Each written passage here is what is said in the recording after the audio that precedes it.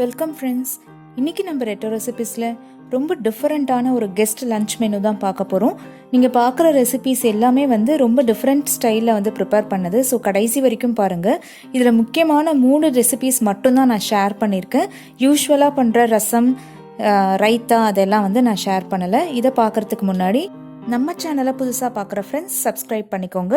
கூடவே வர பெல் ஐக்கானையும் கிளிக் பண்ணிக்கோங்க. அதில் ஆல்ன்ற ஆப்ஷனையும் செலக்ட் பண்ணிக்கோங்க. அப்போ எல்லா வீடியோஸும் உங்கள் நோட்டிஃபிகேஷனுக்கு வரும். ரொம்பவே டிஃப்ரெண்ட் ஸ்டைலில் புதினா புலாவ் பண்ணுறதுக்கு என்னோட ஹெல்பிங் ஹேண்டு தான் இப்போ எனக்கு புதினா எல்லாம் ஆஞ்சு கொடுத்துட்ருக்காங்க. ஒரு கட்டு புதினா அப்படியே எடுத்திருக்கேன். அது கூட ஒரு 4 பல்லு பூண்டு, ஒரு சின்ன சைஸ் தக்காளி, 2 பச்சை மிளகாய், இது எல்லாத்தையுமே நல்லா பேஸ்ட்டாக நம்ம மிக்சி ஜாரில் போட்டு அரைச்சி எடுத்துக்கலாம். 1.5 கப் சீரக சம்பா அரிசியை வாஷ் பண்ணிவிட்டு ஊற வச்சுருக்கேன். ப்ரெஸ்டீஜ் கிளிப்பானில் தான் பண்ண போகிறேன். இதில் ஒரு கரண்டி எண்ணெய் சேர்த்துருக்கேன். எண்ணெய் சூடானதும் 1 டீஸ்பூன் சோம்பு, 2 மராட்டி மொக்கு, 2 கிராம்பு, ஒரு சின்ன துண்டு பட்டை, இது எல்லாமே ஒரு நிமிஷம் எண்ணெயில் இருக்கட்டும். கொஞ்சம் ஃப்ளேவர் வர ஆரம்பித்த உடனேயே நம்ம விழுதாக அரைச்சி வச்சுருக்கிறத இதில் அப்படியே சேர்த்துடலாம். இதில் நான் இன்றைக்கி வெங்காயமே சேர்க்கலை. கொஞ்சமாக கொத்தமல்லி சேர்க்குறேன். இது சேர்த்தாலும் நம்ம வாசனை தெரியாது. விழுது கெட்டியாக ஆரம்பித்த உடனே 3 கப் தண்ணி சேர்க்குறேன். இன்னும் 1.5 கப் அரிசி எடுத்தேன் நான், சீரக சம்பா. அதுக்கு நான் 3 கப் தண்ணி சேர்க்குறேன். தேவையான அளவு உப்பும் சேர்த்துக்கலாம். கொதிக்கட்டும். நல்லா கொதி வந்திருக்கு. இப்போ அரிசியை சேர்த்துடலாம். இப்போ அரிசியும் சேர்த்து கொதி வரும்போது நம்ம மூடியை போட்டு மூடி வச்சு விசில் விட்டுறலாம். நான் ஸ்லோ ஃப்ளேமில் ஒரு விசில் வைக்கிறேன். நீங்கள் பாசுமதி ரைஸ்னால் அதுக்கு ஏற்ற மாதிரி விசில்லாம் பார்த்துக்கோங்க. இப்போ 2 பிரெட் ஸ்லைசஸை இந்த மாதிரி க்யூப்ஸாக கட் பண்ணி வச்சுருக்கேன். ஒரு பேனில் 1 டீஸ்பூன் நெய், 1 டீஸ்பூன் எண்ணெயை சேர்த்துருக்கேன். அதில் இந்த கட் பண்ணி வச்சுருக்க பிரெட்ஸை சேர்த்துடலாம். இது அப்படியே கோல்டன் கலர் ஆகிற வரைக்கும் ஃப்ரை பண்ணி விட்டுக்கலாம். சிம்மில் வச்சுடுங்க. ஒரு நிமிஷத்துலேயே இந்த மாதிரி ஆகிடும். ஸ்டீம் அடங்கின அப்புறம் குக்கரையும் திறந்துட்டேன். நல்லா பொல பொலன்னு சூப்பராக வந்திருக்கு பாருங்கள். ப்ரெட்டை அதில் சேர்த்துட்டு அதுக்கப்புறம் நம்ம மிக்ஸ் பண்ணி விட்டுக்கலாம். ஓரத்துலேருந்து எடுங்க. எப்பயுமே நல்லா பொல பொலன்னு இருக்குது பாருங்கள். இது நம்ம நெய்யிலே அந்த ப்ரெட்டெல்லாம் ஃப்ரை பண்ணதுனால தனியாக நெய் சேர்க்க வேண்டாம். இதை அப்படியே மூடி வச்சிடலாம். சூப்பராக புதினா புலாவ் ரெடி ஆயாச்சு. அடுத்து ரொம்பவே டிஃப்ரெண்ட்டான இந்த பிரிஞ்சால் பேட்டி எப்படி பண்ணுறதுன்னு பார்க்கலாம். இது ரொம்ப ஸ்பெஷலாக இருக்கும் நீங்கள் கெஸ்ட் வரும்போது பண்ணால். இது செய்யறதுக்கு நான் இந்த கத்திரிக்காவும் கொஞ்சமாக ப்ரோக்கோலியும் எடுத்திருக்கேன். இந்த சைஸ் கத்திரிக்காய் எடுத்திங்கன்னா தான் இந்த மாதிரி அதை கட் பண்ணிக்க முடியும். ப்ரோக்கோலியை இந்த மாதிரி சின்ன சின்னதாக பூவாக கட் பண்ணி எடுத்துக்கலாம். ஒரு சின்ன கப்பளவு இருந்தால் போதும். கத்திரிக்காவை நான் காமிச்ச மாதிரி தின் ஸ்லைசஸாக ரவுண்டாக கட் பண்ணி எடுத்துக்கோங்க. கட் பண்ண உடனேயே தண்ணியில் போட்டு வச்சிடலாம், இல்லைன்னா கலர் மாறிடும். இந்த ரவுண்டு ஸ்லைஸ்லேருந்து நம்ம நடுவில் இருக்க போர்ஷன்ஸ் மட்டும் எடுத்துடலாம். குக்கீஸ் கட்டர் வச்சு கூட நீங்கள் எடுக்கலாம். நான் எல்லார்கிட்டையும் இருக்க மாதிரி ஒன்றுத்தில் காமிக்கணுன்றதுக்காக இந்த மாதிரி எடுக்கிறேன். தனியாக எடுத்துருங்க. இந்த மாதிரி எல்லா ஸ்லைசஸ்லேருந்தும் நம்ம எடுத்துடலாம் நடு போர்ஷனை. இதையும் எடுத்துட்டு உடனே தண்ணியில் போட்டுக்கோங்க. இப்போ நடுவில் எடுத்த இந்த போர்ஷன்ஸ் எல்லாத்தையுமே இந்த மாதிரி கியூப்ஸாக நம்ம கட் பண்ணிக்க போகிறோம். தின்னாக கட் பண்ணிக்கோங்க. இதே மாதிரி கொஞ்சம் கொத்தமல்லி தழையும் எடுத்திருக்கேன். இப்போ ஒரு பவுலில் நம்ம கட் பண்ணி வச்சிருக்க வெஜிடபிள்ஸ் எல்லாத்தையுமே சேர்த்துடலாம். கத்திரிக்காவை சேர்த்துடுறேன் முதல்ல. அப்புறம் பூவாக கட் பண்ணி வச்சிருக்க ப்ரோக்கோலியும் சேர்த்துடலாம். கொஞ்சம் கொத்தமல்லி தழையும் சேர்த்துடுறேன்.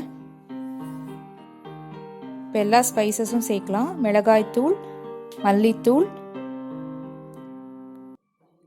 கரம் மசாலா.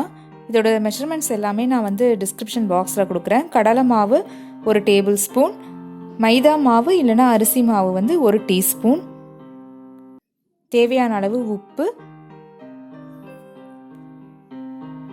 ட்ரையாக ஃபஸ்ட்டு மிக்ஸ் பண்ணிவிட்டு அதுக்கப்புறம் நமக்கு தண்ணி தேவை அப்படின்னா தண்ணி சேர்த்துக்கலாம். நான் வந்து ஒரு அரை டம்ளர் தண்ணி சேர்த்துருக்கேன். நமக்கு போரிங் கன்சிஸ்டன்சியில் வேணும். இப்போ எல்லாத்தையுமே மிக்ஸ் பண்ணியாச்சு. இந்த கன்சிஸ்டன்சியில் இருக்கணும். இது இருக்கட்டும் ஒரு 5 நிமிஷம். பிரெட் வறுத்த அதே பேன் யூஸ் பண்ணுறேன். 1 டேபிள் ஸ்பூன் எண்ணெய் சேர்த்துருக்கேன். அதில் கொஞ்சம் ஒரு பிஞ்ச் வந்து மஞ்சள் பொடி சேர்த்துருக்கேன். இது காயட்டும். இப்படி ப்ளேஸ் பண்ணுங்கள். கட் பண்ணி வச்சது எல்லாமே இந்த மாதிரி ப்ளேஸ் பண்ணி நடுவில் வந்து கரண்டியில் தோசை மாவு விடுற மாதிரி இதில் அந்த ஹோலை ஃபில் பண்ணுற மாதிரி விட்டுறலாம். சர்க்கிளாக நீங்கள் அதை எடுக்கலை அப்படின்னா கூட அதை வேஸ்ட் பண்ண வேண்டாம். அதுக்காக தான் எனக்கு வந்து 2-3 பீஸ் அந்த மாதிரி வேஸ்ட் ஆச்சு, அதையும் காமிச்சிருக்கேன். இதை அப்படியே மூடி போட்டு 1 நிமிஷம் வைங்க போதும். இப்போ கரண்டியில் மூவ் பண்ணி பாருங்கள். மூவ் ஆச்சுன்னா அடியில் வெந்தாச்சுன்னு அர்த்தம். இப்போ திருப்பி போட்டுக்கலாம். ஒரு ஸ்பூனோ ஃபோர்க்கோ இல்லை இன்னொரு கரண்டியோ வச்சு திருப்பி போட்டுருங்க. சூப்பராக இருக்குது பாருங்கள். ஒவ்வொன்றா அந்த மாதிரி ரெடி பண்ணோடனே இப்போ நம்ம சர்விங் பிளேட்டுக்கு மாற்றிடலாம். ரொம்ப ஸ்பெஷலாக டேஸ்டியாக ஜம்முன்னு இருக்கும் இந்த பிரிஞ்சால் பேட்டி. கண்டிப்பாக ட்ரை பண்ணி பாருங்கள். இன்னும் கொஞ்சம் இருக்கிறத அந்த எண்ணெய் இருக்க அதே பேன்லேயே வந்து இந்த மாதிரி அப்படியே மொத்தமாக போட்டு ஃப்ரை பண்ணிக்கோங்க. உப்பு அதெல்லாம் எதுவுமே போட வேண்டாம். ஏன்னா இது எல்லாமே போட்டு தான் நம்ம மிக்ஸ் பண்ணி வச்சுருக்கோம். நம்ம சேர்த்த மாவு எல்லாமே சேர்ந்து இந்த கன்சிஸ்டன்சியில் அது இருக்கும், தானாகவே வந்துடும். இது சர்வ் பண்ணும் போது ரொம்ப ஸ்பெஷலாக இருக்கும்.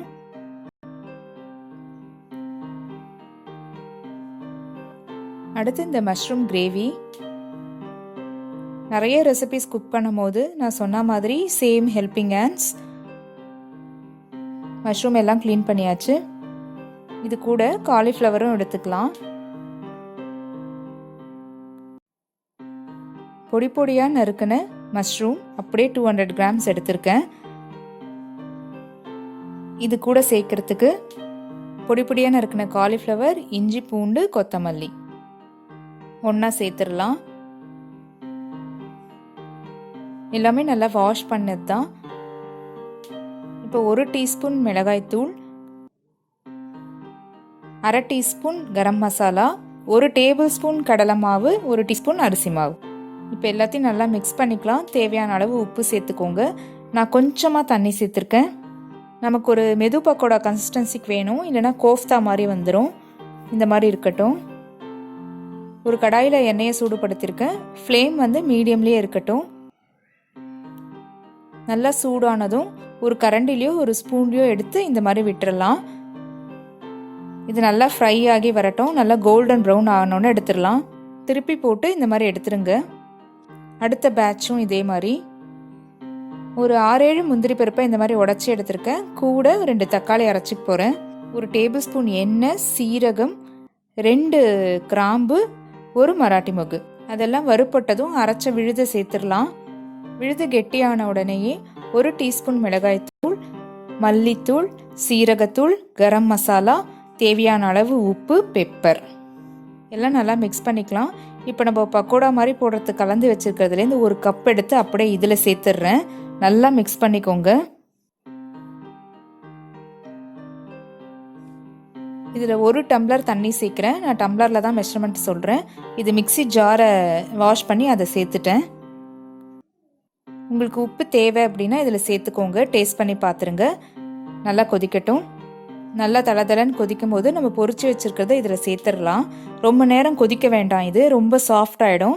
ஜஸ்ட் அப்படியே மிக்ஸ் பண்ணிவிட்டு ஆஃப் பண்ணி சர்விங் பவுலுக்கு மாற்றி வச்சுருங்க. அப்போ கட்டியும் ஆகாது, கரெக்டாக இருக்கும். சூப்பராக ரெடி ஆயாச்சு. இது மஷ்ரூம் காலிஃப்ளவர் நீங்கள் சேர்த்துருக்கீங்க அப்படின்னே தெரியாது. ரொம்ப டிஃப்ரெண்ட்டாக இருக்கும். இந்த கிரேவி கன்சிஸ்டன்சியும் பாருங்கள், திக்கெல்லாம் ஆகாது, இதே மாதிரியே இருக்கும்.